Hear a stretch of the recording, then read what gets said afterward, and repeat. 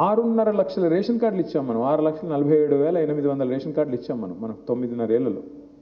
కానీ అవతల కాంగ్రెస్ పార్టీ కార్యకర్త నుంచి మొదలు పెడితే కాంగ్రెస్ పార్టీ అధ్యక్షుడి దాకా ఒక్క కార్డు ఇవ్వలేదు అని కాకిగోల చేస్తుంటే కనీసం ఒక్కరమన్నా దాన్ని సరిచేసి కాదయ్యా 6.5 లక్షల కార్డులు ఇచ్చాము, ఆ కార్డుల పంపిణీలో ఇప్పుడున్న డిప్యూటీ సీఎం, ఆ రోజు ఉన్న సిఎల్పి లీడరు బట్టి విక్రమార్క గారు మదిరలో కూడా కార్డులు పంచాడు.